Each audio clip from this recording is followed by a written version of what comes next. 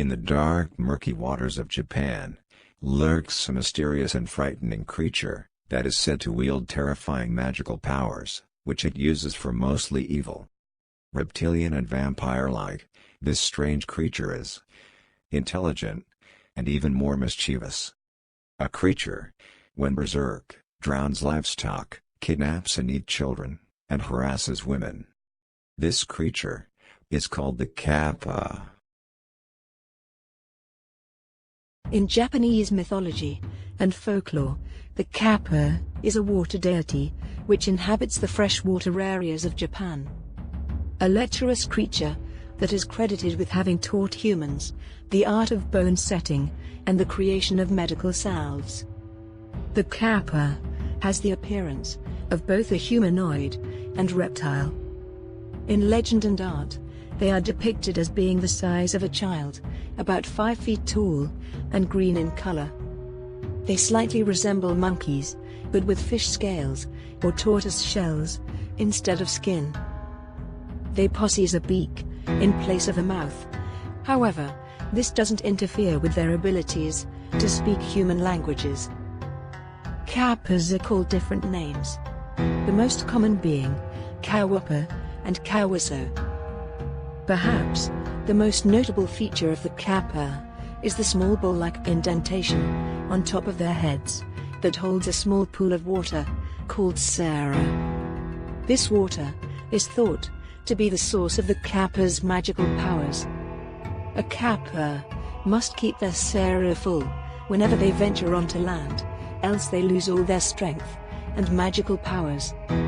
If the Sara is also spilled, they lose their powers. Without this Sara water, a Kappa could possibly die. Legends say that if you encounter a Kappa on land and refill the Sara on top of its head, it will be eternally grateful and will withhold its mischievous or malevolent nature from you. In addition, it will help you with whatever you require for the rest of your lifetime. The Kappa is fond of causing mischief and sometimes harm to humans. In their benign state, Kappas are pranksters that like to make offensive jokes that put people in discomfort, like making sounds similar to flatulence or looking up a woman's kimono.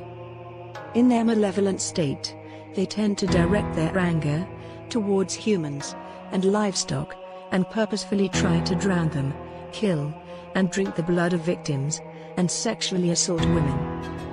According to legend, the Kappa is obsessed with an object called shirikodama, a mysterious jewel thought to contain a person's life force that is located in the shiri, the Japanese word for anus.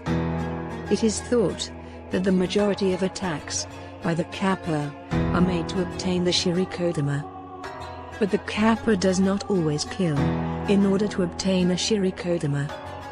Many tales tell that the Kappa sometimes lurks in toilets, which were usually situated over the river, waiting for an opportunity to steal the shirikodama or sexually assault women. Some of the myths went on to say that these assaulted women would later give birth to Kappa children. However, upon birth, these Kappa children were cut into pieces and buried in jars because of their hideous appearance. The Kappa is also known to possess incredible strength and amazing swimming capabilities. They are known for their love of fighting, especially sumo wrestling. It is said that a Kappa's greatest joy in life is to engage in combat with its victims.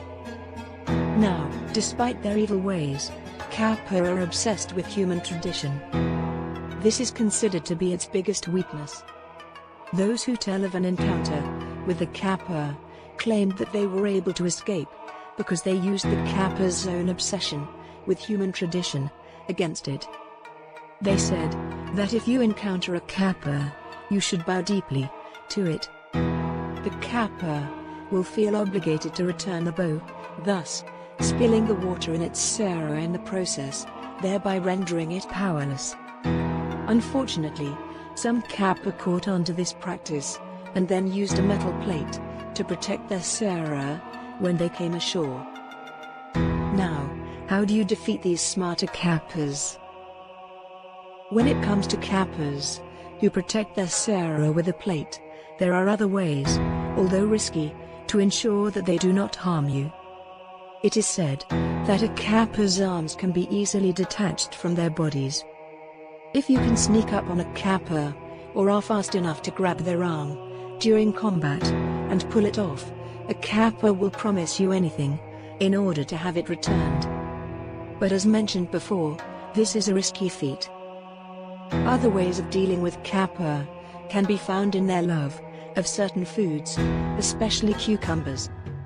Cucumbers may be one of the few things the Kappa loves more than the internal organs of young children. And so, many people believed that writing the names and ages of everyone in their family on pieces of sliced cucumber and throwing them into the water before bathing would ensure that no one in their family would be harmed. The last method used to ward off the Kappa was by carrying iron, sesame, or ginger whenever one is crossing Kappa-infested places. Though a lot of people refuse to believe in the existence of the Kappa, there are accounts that still claim of many sightings today, especially in the countryside of Japan. Locals still hang warning signs close to bodies of water thought to be frequented by the Kappa. Japanese natives used the legend of the Kappa to scare disobedient children into behaving.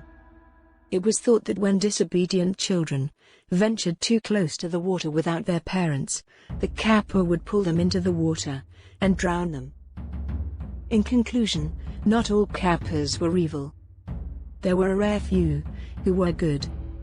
The early Kappas were known as friendly helpers, who worked to teach humans important medical practices, such as bone setting,